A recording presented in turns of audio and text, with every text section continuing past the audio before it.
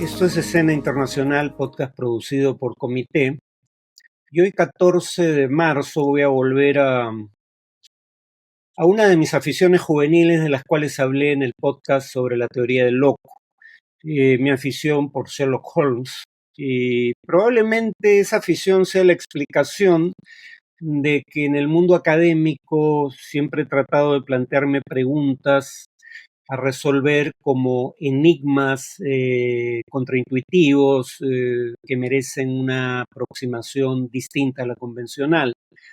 Por ejemplo, se suele decir que el votante americano de clase trabajadora que votó por Trump puede afirmar que lo hizo preocupado por la situación de la economía, pero que los datos objetivos de la economía no justifican esa preocupación. Siendo una persona que alcanzó un doctorado en el ámbito académico, uno pensaría que yo debiera ser proclive a compartir este tipo de prejuicios en el que los académicos miramos por sobre el hombro a la persona común, al ciudadano medio. ¿Será que mi padre no pudo acabar el colegio porque tuvo que dejarlo para trabajar?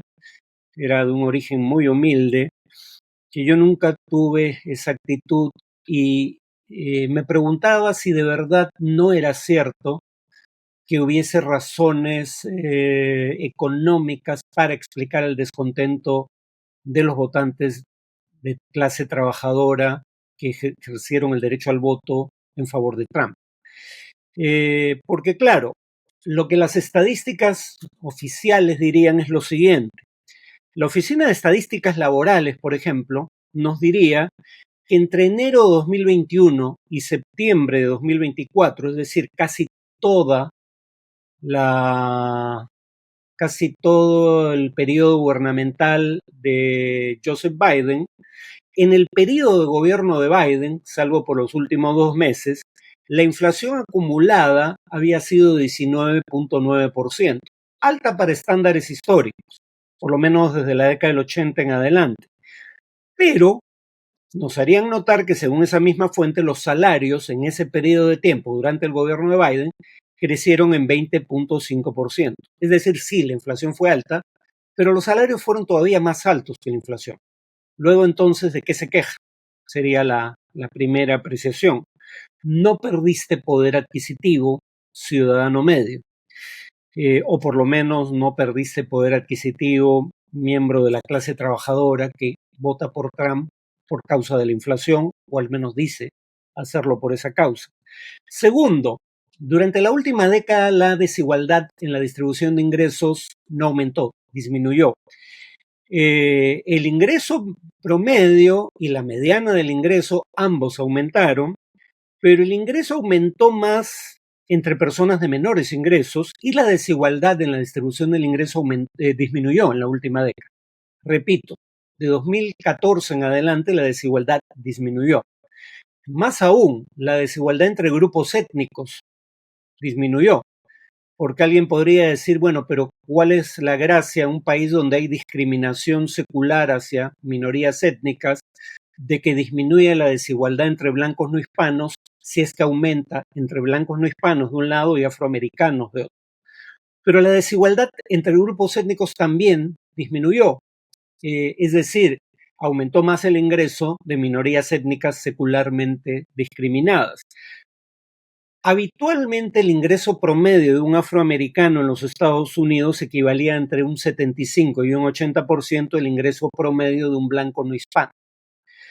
Pero a fines de 2023 el ingreso promedio de un afroamericano en los Estados Unidos era el 84% del ingreso promedio de un blanco no hispano, es decir, era mayor que la media histórica. Los ingresos aumentaron más que la inflación. Uno. La desigualdad en la distribución del ingreso disminuyó. Dos. La desigualdad en la distribución del ingreso entre grupos étnicos, ya no solo entre estratos socioeconómicos, también disminuyó. Pregunta, ¿por qué la gente votó por Trump, por lo menos gente de clase trabajadora, apelando a argumentos económicos? No parece haber base para eso. Por eso Larry Summers, que fue, si mal no recuerdo, secretario del Tesoro, fue presidente de la Universidad de Harvard, es un economista muy connotado, empezaba un artículo sobre esta paradoja con el siguiente título: la economía la economía actual es una economía boyante, the economy is booming, decía él, y todo el mundo lo sabe, salvo el pueblo norteamericano. Y la pregunta obvia era, ¿por qué la gente se queja tanto de la economía si la economía, según los datos que acabo de dar, no está tan mal? Y ahí encontré otras fuentes que sugieren que, como suele ser el caso, los promedios ocultan información cuando el universo respecto al cual obtienes esos promedios no tiene una distribución normal de frecuencia, es decir, cuando tiene algunos sesgos. Por ejemplo, Alberto Cavallo y Oleksiy Christoph en junio de 2024 publicaron un artículo en donde acuñan el neologismo cheapflation, o sea, inflación en precios de productos que suelen ser baratos.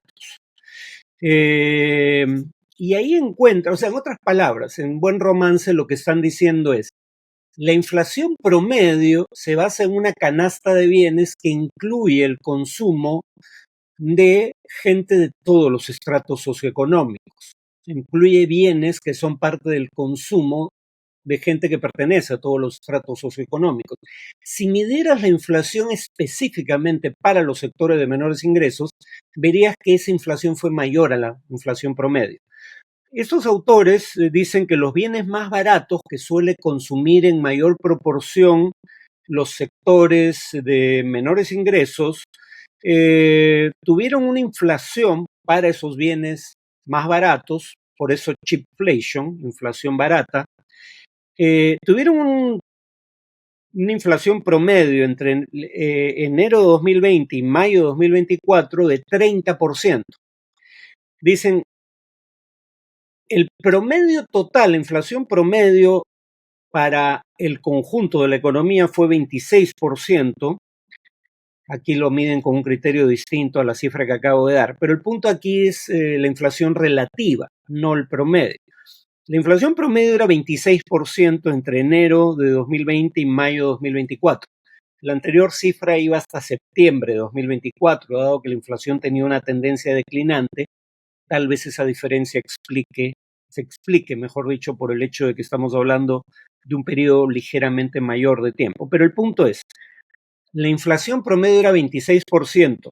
La inflación promedio para los bienes de consumo suntuario, los bienes más caros, era 22% por debajo del promedio total, pero la inflación para los bienes de consumo de sectores de menores ingresos era de 30%. Es decir, si hubieras medido la inflación por grupo o por estrato socioeconómico, habrías visto que la inflación para la clase trabajadora fue mayor que la inflación para el promedio de la economía. Entonces el promedio aquí no era un buen indicador. Había que medir la inflación para el sector que votó por Trump, habiendo votado en el pasado por candidatos demócratas. La clase trabajadora, que no era electora habitual de Trump, pero que en 2024 votó por Trump. Primer enigma resuelto. La inflación promedio no es la inflación de los votantes de Trump, o por lo menos del grupo que votó en mayor proporción en esta ocasión por Trump. Segundo, Larry Summers, y aquí viene el tema de cómo se debería medir la inflación. Ya no solo el hecho de que aunque la inflación promedio esté bien medida, no explica la inflación que padece un grupo específico, un estrato socioeconómico específico, la clase trabajadora.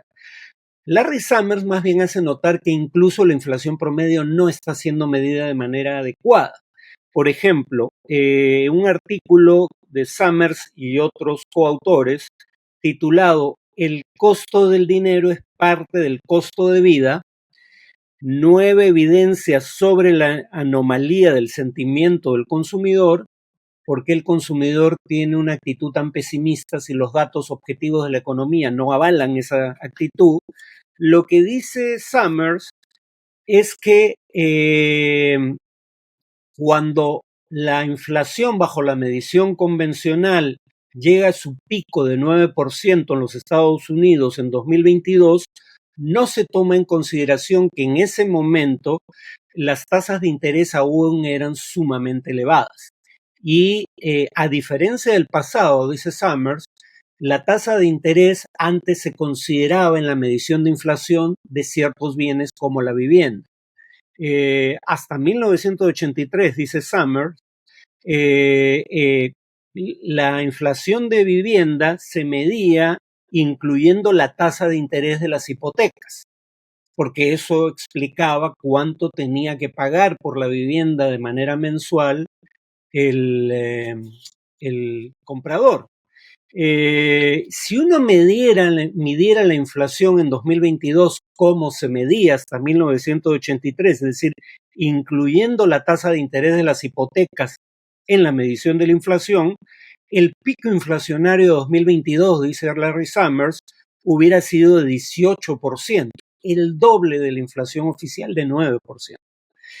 Y dice Summers, no solo la tasa de interés hipotecaria siguió siendo alta, cuando la inflación medida sin considerar las tasas de interés estaba bajando, sino que la inflación promedio en el momento en que escribe, anualizada, era 2.7%, pero si se excluyera el precio de la vivienda, hubiera sido de 1.6%.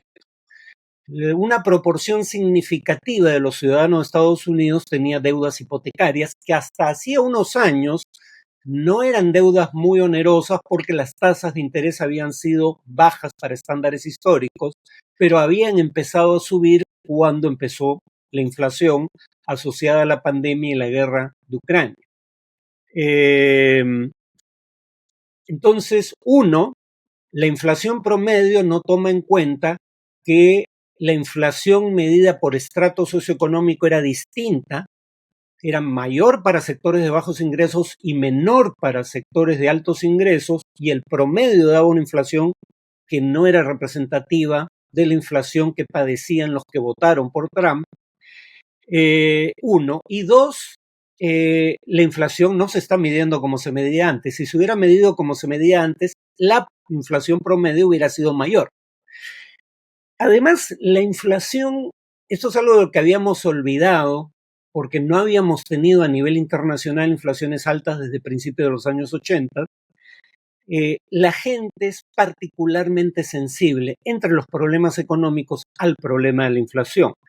Alberto Binetti, Francesco Nuzzi y Stephanie Stancheva, a ella recuerdo haberla mencionado en una ocasión anterior, tienen un artículo sobre, que si no me equivoco se titula People's Understanding of Inflation, y aquí sí hay un sesgo en la comprensión de la gente sobre la inflación. La encuesta para ciudadanos de Estados Unidos encuentra que para la gente la inflación siempre es negativa. Nunca hay trade-offs, nunca hay quid pro quo cuando se trata de la inflación. La inflación siempre es mala. No le ven ningún posible efecto positivo. Y la principal consecuencia negativa de la inflación alude a los límites de nuestra capacidad de análisis racional, que no son tan altos como suele suponer la teoría económica. Sí es algo, esto que voy a mencionar, que tiene en cuenta la llamada economía conductual, la teoría psicológica aplicada a las conductas económicas, pero no la teoría económica convencional que supone una capacidad de análisis racional en los agentes económicos que no es realista. ¿Por qué la gente ve la inflación como algo particularmente malo? Porque hace más compleja y difícil, o hace más complejo y difícil, el proceso de toma de decisiones a nivel del hogar. El cálculo de tus finanzas personales se complejiza cuando la inflación es alta, porque es más fácil medir las consecuencias futuras de tus decisiones presentes con inflación baja o virtualmente cercana a cero, que cuando la inflación es muy alta y con tendencia creciente. la gente no es muy buena haciendo el cálculo de cómo sus decisiones actuales afectarán sus ingresos futuros o el nivel de esos ingresos. Y eso es lo que explica que la gente sea particularmente aversa o tenga aversión a la inflación. Es algo que, repito, no habíamos vivido en tanto tiempo que habíamos olvidado, pero aparentemente este siempre fue el caso. Por ejemplo, cuando se habla de si están dispuestos a aceptar cualquier medio para bajar la inflación, la gente dice que sí en las encuestas, porque cree que se puede reducir la inflación sin lo que en inglés se denominan trade-offs significativos, es decir, logras el objetivo deseado de bajar la inflación, pero tienes un costo en otro ámbito de la economía para lograr ese objetivo y por ende surge la pregunta lícita de si vale la pena pagar ese costo con el objetivo de reducir la inflación a un determinado nivel. Por ejemplo, los ciudadanos, según las encuestas, subestiman el efecto que una reducción del gasto público o un aumento de los impuestos, cosas que podrían ser necesarias para bajar la inflación, porque contribuyen a reducir el déficit fiscal, que suele ser una de las causas indirectas de la inflación, la gente subestima, repito, el grado en el que la reducción del gasto o el aumento de impuestos puede afectar el crecimiento y el empleo, porque menor gasto público, mayor impuesto puede ayudar en el mediano plazo a reducir la inflación, pero también puede, en tanto afecta la actividad económica, reducir el crecimiento y aumentar el desempleo. Pero la gente no factoriza eso en su cálculo de lo que puede acarrear la adopción de medidas para bajar la inflación. Y por último, aunque no ha crecido la desigualdad desde 2014, sí creció entre fines de la década del 70 y 2014, durante un periodo muy largo de tiempo, al punto de que para mantener sus estándares de consumo, un sector significativo de la población tuvo que endeudarse y el nivel de endeudamiento familiar, pese a una disminución de la desigualdad, era muy alto. Por ejemplo, las deudas morosas de tarjeta de crédito en 2024 eran las mayores como proporción de la economía desde 2008, desde la gran recesión internacional. La deuda de los hogares en Estados Unidos alcanzó en 2024 un nivel récord de 18 trillones de dólares, de los cuales, como ya indiqué, 13 trillones, no indiqué la cifra, pero señalé el problema, 13 trillones de los 18 trillones de deuda de los hogares en Estados Unidos se explica por la deuda hipotecaria de las familias, por la deuda en la compra de vivienda o departamentos. Y además, tras expirar las deducciones de impuestos por hijos por pandemia, creció la pobreza infantil, aunque no haya aumentado la desigualdad, al doble del nivel que tenía en 2022. Además, había un tema de inseguridad financiera ante la incertidumbre económica por la inflación, pero además ahora por las medidas de Trump, y entonces mucha gente que no tiene seguro médico, una minoría de la población, pero una minoría que puede representar más de entre 20 y 30 millones de personas, más aquellos que teniendo seguro médico no tenían una cobertura adecuada, tenían el temor de que cualquier cuenta médica imprevista podía colocarlos en una situación de insolvencia. Entonces, ese es el contexto que ayuda a entender por qué la gente, pese a cifras aparentemente promisorias, tenía un determinado nivel de malestar con la situación general de la economía. Acá el problema no era el votante de clase trabajadora que votó por Trump. El problema eran los demócratas que no entendían que tenía una razón válida para sentirse frustrados con la situación de su economía y de esa manera sentirse tentados a emitir, como de hecho hicieron, un voto de protesta, en este caso por Trump. O sea, los demócratas estaban viendo las variables económicas equivocadas al tener esta actitud autocomplaciente según la cual la economía iba bien y la gente tarde o temprano se iba a dar cuenta de ello, ¿no? Bueno, eso es todo por hoy. Nos vemos en el siguiente podcast.